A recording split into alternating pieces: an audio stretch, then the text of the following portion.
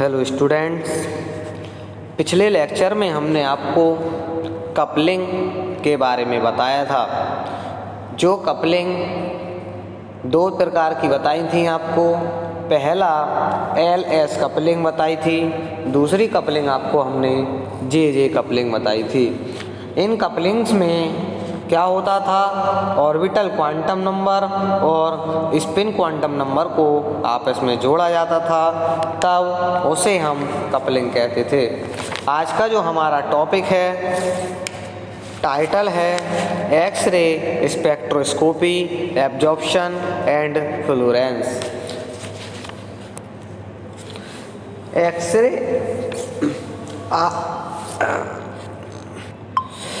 A form of electromagnetic radiation.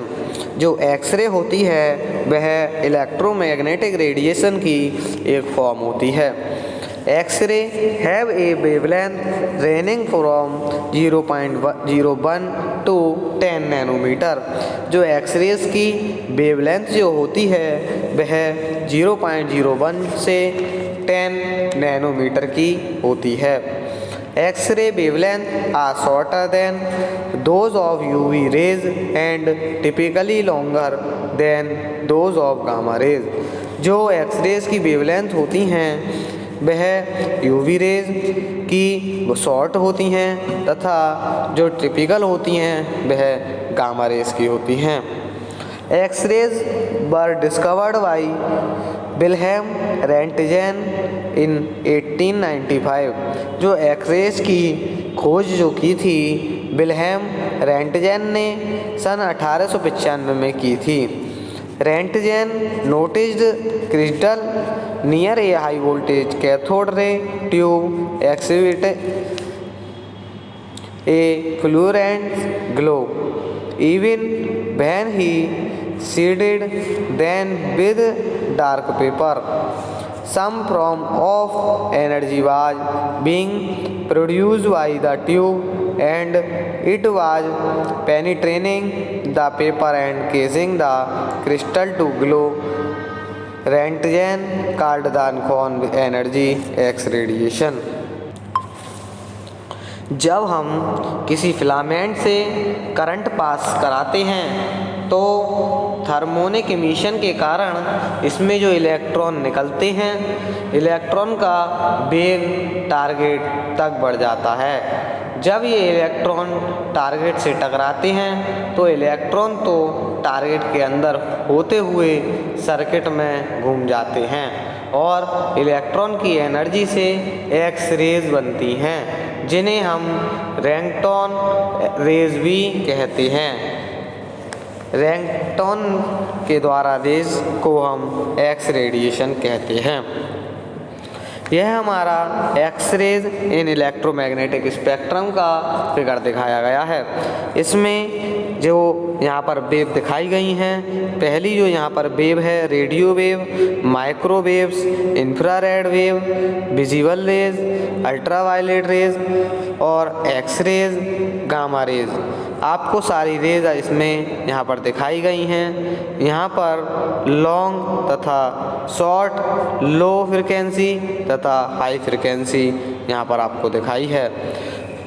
यहाँ पर radio wave से जो स्टार्ट हो रही है वहाँ पर लॉन्ग वेवलेंथ तथा लो फ्रिक्वेंसी है और गामा रेज तक जाते जाते जो इसकी वेवलेंथ होती है वह शॉर्ट हो जाती है तथा जो फ्रिक्वेंसी होती है वह हाई हो जाती है। इसके जो नीचे है, नीचे हमें रेड लाइट जो विजिबल लाइट दिखाई गई है, ब्लू लाइट विजिबल तथा अल्ट्रावायलेट लाइट जो है वह नॉट विजिबल लाइट है और एक्स-रेज भी है, नॉट विजिबल लाइट है, जिनकी जो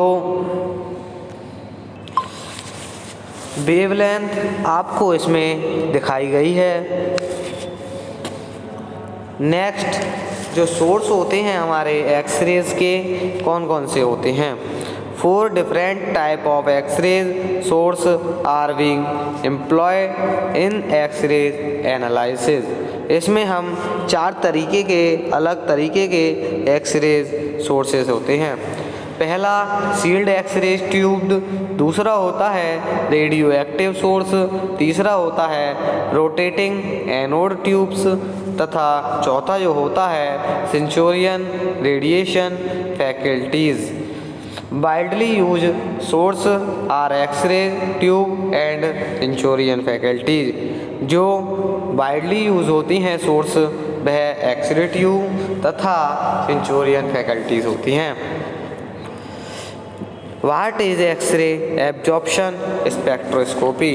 जो एक्सरे एब्जॉर्प्शन स्पेक्ट्रोस्कोपी में क्या होता है, जब हम कंटिन्यूअस एक्सरेज की जो बीम किसी एलिमेंट की पन्नी में से गुजारते हैं और वो उस पन्नी में से गुजरने के बाद जब इनको स्पेक्ट्रोग्राफ में भेजा जाता है तब फोटोग्राफिक प्लेट पर हमें उस एलिमेंट का एक्सरे ऑब्जेक्शन स्पेक्ट्रम प्राप्त हो जाते हैं।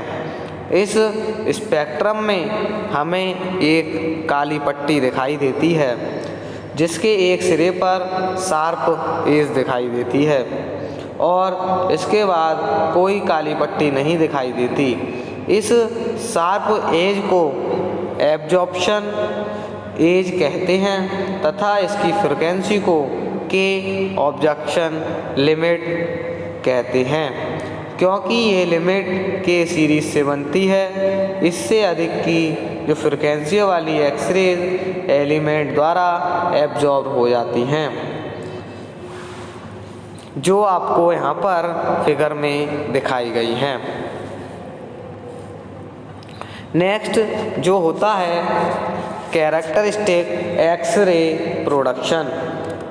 कैरेक्टरिस्टिक एक्सरे प्रोडक्शन में क्या होता है, जब हम इलेक्ट्रॉन की जो बीम जब टारगेट से टकराती है तब टारगेट के सेल के इलेक्ट्रॉन को, यहाँ पर के सेल दिखाया गया है, के सेल के जो इलेक्ट्रॉन को बाहर निकालती हो तो इस इलेक्ट्रॉन की पूर्ति के लिए अपर लेवल से इलेक्ट्रॉन के सेल में आ जाता है, तब हम एक्सरे की सीरीज हमें प्राप्त हो जाती है।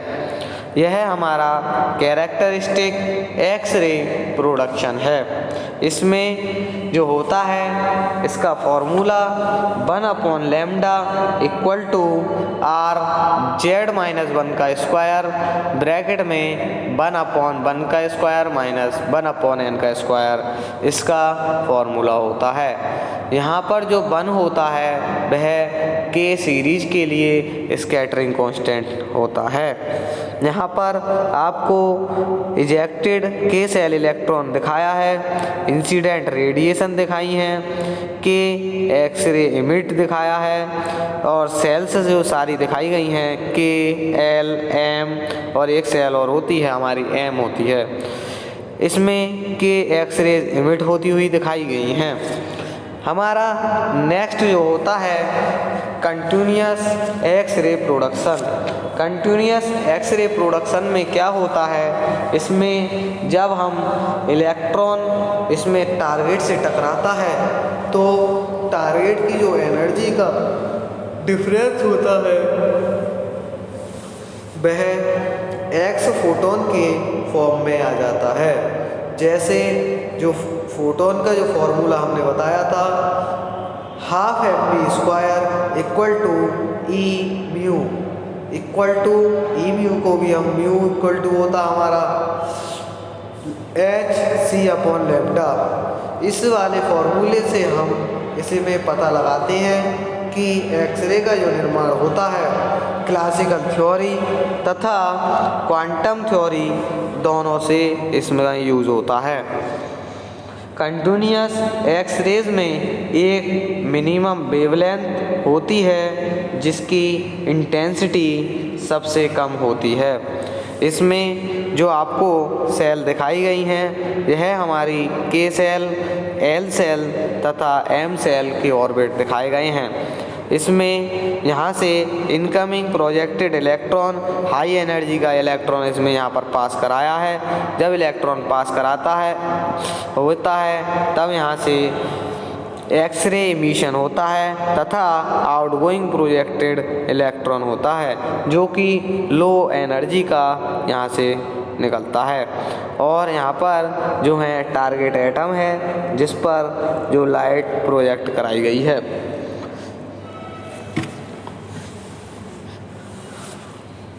इसमें जब इलेक्ट्रॉन एक टक्कर से रुकता है तब इसमें हाफ mv² का मान अधिक हो जाता है तब, और इसमें लैम्डा का मान जब हाफ mv² का मान अधिक होगा तब इसका जो लैम्डा का मान हो जाता है वह कम हो जाता है।